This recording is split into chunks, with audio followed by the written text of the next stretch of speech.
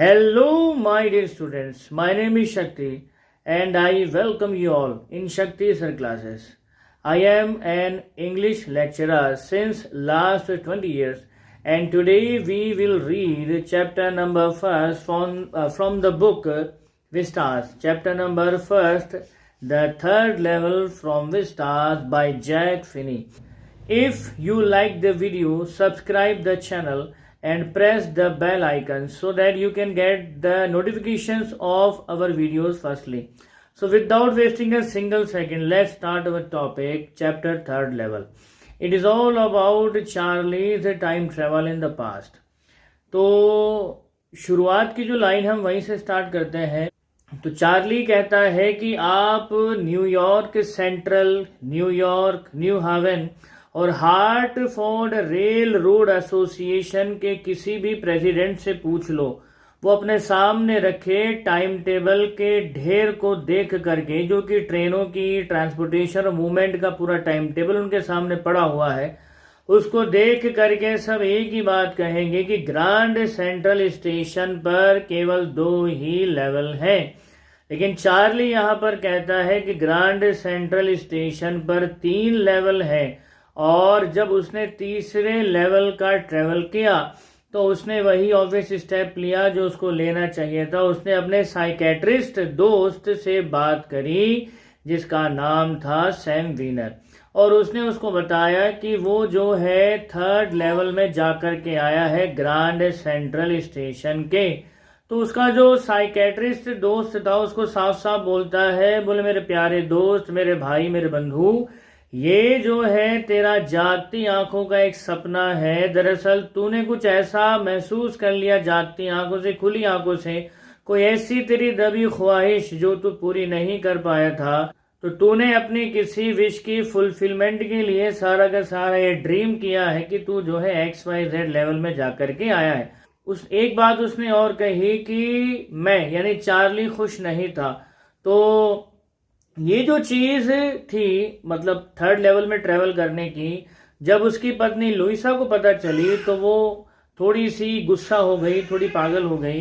लेकिन जब एक्सप्लेन किया सैम ने कि दरअसल चार्ली ने ये सब क्यों देखा या इस तरह का इमेजिन क्यों किया, तो चार्ली ने एक्सप्लेन किया कि जिस दुनिया में हम लोग रहते हैं, मॉडर्न वर्ल्ड में जहां हम रहते हैं, वो दुनिया भरी हुई है फुल ऑफ इनसिक्योरिटी से, फियर से, वॉर से, वरी से और हर तरह की तकलीफ और परेशानी से.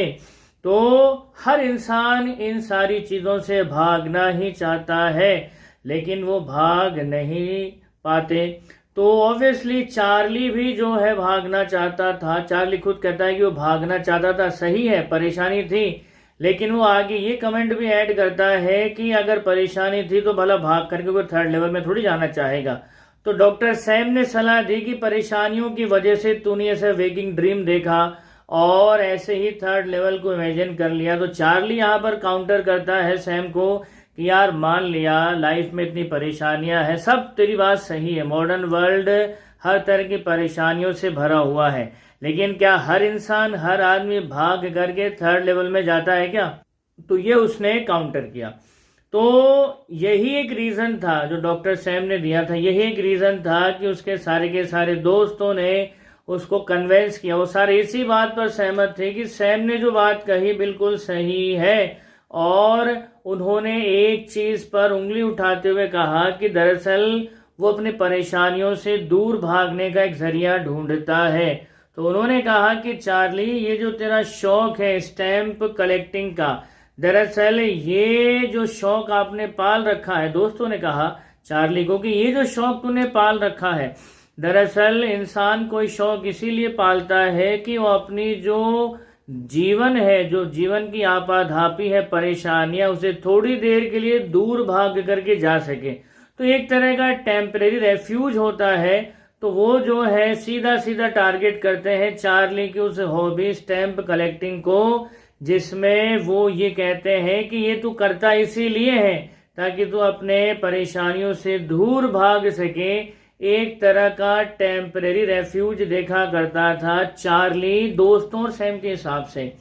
तो ये बात सुन करके जो है चार्ली यहाँ पर काउंटर करता है अपने दोस्तों को, चलो मान लिया साहब तुम्हारी बात सही है कि मैं मतलब चार्ली जो है वो परेशान है और टेम्परेरी रेफ्यूज वो चाहता है अपने परेशानियों से, चलो मान लिया मॉडर्न वर्ल्ड जो है हर तरह की परेशानी से घिरा हुआ है। लेकिन वो आगे कहता है लेकिन उसके जो दादाजी थे, ग्रैंडफादर थे, वो भी स्टैम्प कलेक्ट करते थे, लेकिन उनके समय पे तो समय बहुत शांत था, किसी तरह की कोई भी परेशानी नहीं थी, तो क्या वो भी कोई टेम्परेरी रेफ्यूज ही ढूंढ रहे थे। चलो दादाजी की बात छोड़ो, यहाँ पर वो बात कहता है कि जो प्रेसिडेंट रूजवेल्ट हैं वो भी स्टैम्प कलेक्ट करते थे, तो जो फर्स्ट पर्सन है दुनिया का मतलब यूएस का जो फर्स्ट पर्सन है उसके पास में सारी पावर है, वो पूरे की पूरे यूएसए की तकदीर लिखने वाला है, बदल सकता है, तो क्या ऐसा इंसान भी परेशान होगा, क्या वो भी टेम्परेरी रेफ्यूज ढूंढेगा। तो ये सारे के सारे काउंटर फैक्ट्स चार्ली ने दिए, लेकिन किसी भी दोस्त ने उसकी बात को नहीं माना, सब एक ही चीज पर अड़े रहे कि this was just a waking dream of Charlie. तो चार्ली यहाँ पर अपने उस एक्सपीरियंस को आप लोगों के सामने शेयर करता है। Now you find out what ever Charlie had seen, was it just a waking dream or was it a real encounter of time travel? It completely depends on you. Don't judge so quickly. Don't make any statement before completing the text. Okay? तो सुनिए Charlie ने क्या कहा है, फिर आप decide करिए कि चार्ली ने जो कहा वो खाली उसके दिमाग का वहम है या जागती आंखों का सपना है, या जो इसमें फैक्ट्स आने वाले उनके बेस पर आप जज करिए कि चार्ली जो कह रहा है उसमें सच्चाई कितनी है। चलिए शुरू करते। चार्ली ये कहता है कि ये सब ग्रांड सेंट्रल स्टेशन में ही हुआ था और एक शाम को, गर्मियों की एक शाम थी और वो ऑफिस में थोड़ा सा लेट हो गया था काम करते करते, तो वो कहता है कि उसे जो है अपने घर पहुंचने की जल्दी थी, तो उसने डिसाइड किया कि वो जो है ग्रांड सेंट्रल स्टेशन का सबवे पकड़ेगा, क्योंकि यहाँ का जो रास्ता था वो बस से ज्यादा जल्दी पहुंचा सकता था उसके घर पे, तो उसने जो है ग्रांड सेंट्रल स्टेशन का रूट पकड़ा। तो वो ये कहता है कि वो नहीं जानता कि उस दिन उसके साथ जो भी हुआ वो क्यों हुआ। वो कहता है कि वो एक साधारण सा इंसान है, नाम उसका चार्ली है, 31 ईयर्स की उसकी एज है, और उस दिन उसने 10 गैबरडाइन सूट पहना हुआ था और एक स्ट्रॉ की हेड पहनी हुई थी, हेड पर एक फैंसी बैंड लगा हुआ था, और वो गुजरता है लगभग 1 दर्जन अपने जैसे दिखाई देने वाले इंसानों के बीच में होकर के। तो चार्ली यहाँ पर स्पेशली एक बात पहले क्लियर कर रहा है, he is saying that I wasn't trying to escape from anything. I just wanted to get home to Louisa, my wife. तो कहता है कि वो जल्दी से जल्दी घर पहुंचना चाहता था, लेट हो गया था, होम सिक हो रहा था, घर की याद आ रही थी। तो वो सीधा ग्रांड सेंट्रल स्टेशन की तरफ जाने वाले रास्ते की तरफ बढ़ा, वेंडरबिल्ट एवेन्यू से। वेंडरबिल्ट एवेन्यू से ग्रांड सेंट्रल स्टेशन की तरफ जाने वाले रास्ते की तरफ गया और वहां से वो सीढ़ियां उतरता है तो सामने फर्स्ट लेवल है। तो ये वो लेवल है जहां से आप जो है 20th सेंचुरी की ट्रेन पकड़ सकते हैं जो यूएस के दूर दराज के इलाकों में जाती है, और उसके बाद में वो सीढ़ियां उतरता हुआ सीधा पहुंच जाता है सेकंड लेवल पर, और यहां से आपको मिल जाएंगी सब अर्बन ट्रेन, जो पर्टिकुलर लोकल ट्रेनें चलती हैं। सब अर्बन ट्रेन लोकल ट्रेनें हैं जो शहर के दूर दराज के इलाकों को आपस में कनेक्ट करती हैं। तो ये एक ऐसी जगह है जहां पर जो ट्रेनें हैं मेहराबदार रास्ते या सुरंग में बड़ी तेजी से एंटर होकर के गायब हो जाती हैं। तो यहाँ पर खो जाना बड़ा आसान है। तो चार्ली यहाँ पर कहता है कि ग्रांड सेंट्रल स्टेशन पर वो पहले भी सैकड़ों बार आ चुका था और हर बार ही was bumping into new doorways and stairs and corridors. तो हमेशा उसे कोई नया रास्ता, कोई नया डोरवे, नया कोई स्टेयरकेस और कॉरिडोर मिलता ही रहता था। तो एक बार वो एक ऐसी टनल में एंटर हो गया था जो 1 मील लंबी थी, और जब वो टनल खत्म हुई तो वो रूजवेल्ट होटल की लॉबी में था। एक बार ऐसे ही किसी टनल में एंटर हो गया था, तो वो टनल एंड होती है 46 स्ट्रीट की ऑफिस बिल्डिंग में, जो कि उनके ऑफिस से 3 ब्लॉक अवे था। तो कभी कभी उसका ऐसा लगता था कि शायद ग्रांड सेंट्रल स्टेशन जो है अपनी शाखाओं को बिल्कुल जड़ों की तरफ फैला रहा है, और शायद जो है इस शहर के नीचे एक पूरा का पूरा ऐसे टनल्स का एक पूरा जाल हो जिसके बारे में शायद किसी को पता भी ना हो। और ये सुरंगें जाती थी शायद टाइम स्क्वायर से सेंट्रल पार्क तक या कहीं और तक, कौन जाने कहां तक जाती थी। तो सीन ये था कि बीते कई सालों में लोग यहां पर आकर के गायब हो गए थे। तो you can say it was a way of escape और it was a way of an exit, you can say that. तो एक ऐसी ही टनल में जो कहीं और ही लेकर के जाती थी, चार्ली कहता है कि ऐसी ही किसी टनल में वो एंटर हो गया था। लेकिन इस टनल का डिस्क्रिप्शन, इस टनल के बारे में चार्ली ने कभी भी अपने दोस्त सैम, जो कि एक साइकेट्रिस्ट था, उसको कभी नहीं बताया था। तो चार्ली एक्सप्लेन करता है आगे कि जिस कॉरिडोर में वो एंटर हो गया था, उस कॉरिडोर में एंटर होते ही उसकी जिज्ञासा है वो बढ़ती चली गई। वो जो है आगे जाकर के थोड़ा तिरछा होती है, फिर थोड़ा नीचे की तरफ जाती है। अब ये थोड़ा सा जो घुमाव आ रहे थे उसको देख करके चार्ली को लगा कहीं यार वो गलत तो नहीं जा रहा, लेकिन वो चलता रहा, क्योंकि आज पहली बार तो ऐसा था नहीं जब वो ग्रांड सेंट्रल के किसी स्टेशन की टनल में एंटर होकर के वॉक कर रहा था। तो पहले भी कई बार आ चुका था, तो थोड़ा सा जिज्ञासु था, थोड़ा सा अजीब तो लग रहा था, लेकिन वो चले जा रहा था। तो उसे केवल अपने ही कदमों की आहट सुनाई दे रही थी। इंसान जैसी किसी चीज से वो नहीं गुजरा, यानी इंसान नाम की कोई चीज उस टनल के आसपास क्या दूर दूर तक भी नहीं थी, टनल में तो बिल्कुल भी नहीं थी। तो काफी दूर तक वो चला और उसके बाद में उसे थोड़ा सा दबा हुआ शोर शराबा सुनाई दिया। तो वो समझ गया कि टनल अब एंड होने वाली है, अगर शोर शराबा आ रहा है तो लोग भी होंगे। तो उसके बाद में टनल जो है शार्प लेफ्ट की तरफ घूम गया, और चार्ली वहां से एक स्टेयरकेस से जब नीचे उतरा तो उसके ठीक सामने ग्रांड सेंट्रल स्टेशन का 3rd लेवल था। तो एक पल के लिए तो चार्ली ने सोचा कहीं वो दोबारा से 2nd लेवल में तो नहीं आ गया है, लेकिन फिर उसने गौर से देखा कि सामने जो कमरा था थोड़ा छोटा था, और जो है कुछ ही की टिकट विंडोज थी, और जो सामने ट्रेन का गेट था, इंफॉर्मेशन बूथ था, सेंटर जो था, वो सारे के सारे लकड़ी के और ओल्ड स्टाइल में बने हुए थे। और बूथ के अंदर एक आदमी बैठा हुआ था जिसने ग्रीन आई शेड पहने हुए थे, लॉन्ग ब्लैक स्लीव प्रोटेक्टर पहने हुए थे, और स्टेशन पर लाइट डिम थी और टिमटिमा रही थी। तो उसने देखा कि चारों तरफ जो है ओपन गैस लाइट्स लगी हुई है। अब वो कंफ्यूज हो गया, बोले थोड़ी देर पहले तो यार यहाँ पर जो है लाइट्स लगी हुई थी, इलेक्ट्रिक लाइट्स, तो अब ये गैस लाइट्स यहाँ पर कहाँ से आ गई। तो ये कंफ्यूज हो गया।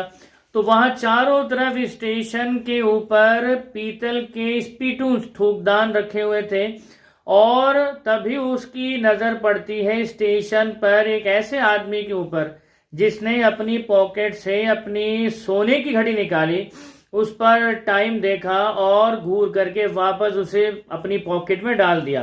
तो उस आदमी ने जो है एक डर्बी हेड पहना हुआ था, ब्लैक कलर का 4 बटन वाला एक सूट पहना हुआ था, जिसके जो लेपल्स थे वो थोड़े छोटे थे।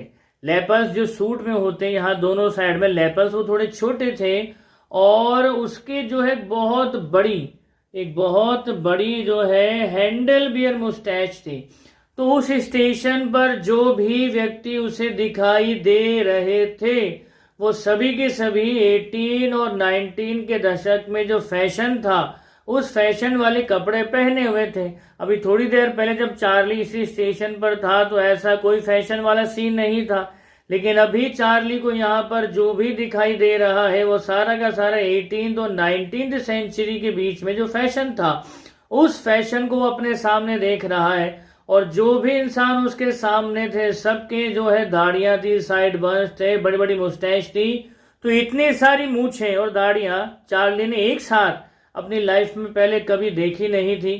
तभी उसकी नजर पड़ती है एक औरत के ऊपर जो ट्रेन के गेट के ऊपर खड़ी हुई थी। तो तभी चार्ली की नजर पड़ती है ट्रेन के गेट पर खड़ी एक औरत के ऊपर। उसने लेग ऑफ मटन स्लीव का टॉप डाला हुआ था, स्कर्ट थी और हाई बटन शूज पहने हुए थे। और उसके ठीक पीछे जो चार्ली ने देखा, वो देखने के बाद तो उसका दिमाग ही घूम गया। जिस ट्रैक पर मॉडर्न लोकोमोटिव खड़े रहते थे, मॉडर्न रेल के इंजन खड़े रहते थे, उसी ट्रैक पर, उसी स्टेशन पर चार्ली ने अपने सामने करियर एंड आइव्स कंपनी का लोकोमोटिव में से एक ट्रेन का इंजन खड़े हुए देखा और उसका माथा ठनका। बोले यार कहीं कुछ तो गड़बड़ है। तो वो खाली मेक श्योर होना चाहता था, हालांकि वो उसको डाउट तो हो रहा था कि वो शायद कहाँ पर है। तो जस्ट टू मेक श्योर वो जो है सामने एक लड़का जो न्यूज़पेपर बेच रहा था, ढेर का ढेर लगा करके उसके पास में गया और उसने उस अखबार को उठाया। अखबार का नाम था द वर्ल्ड और इस अखबार को तो बंद हुए जमाने हो चुके थे। इस अखबार की जो लीड स्टोरी थी वो प्रेसिडेंट क्लीवलैंड के बारे में थी और इस अखबार की पर्टिकुलर कटिंग को या स्टोरी को तो उसने पब्लिक लाइब्रेरी की धूल फांकती फाइल्स में पढ़ा था। और उस अखबार में जो डेट थी वो थी 11 जून 1894। तो वो सीधा जो है टिकट विंडो की तरफ आता है और वो पूछताछ करता है कि इस लेवल से वो कहीं जा सके तो अपने और लुइसा के लिए वो यूनाइटेड स्टेट्स में जिस जगह पर जाना चाहता था 1894 में, वो जगह थी गेल्सबर्ग का इलिनॉइस।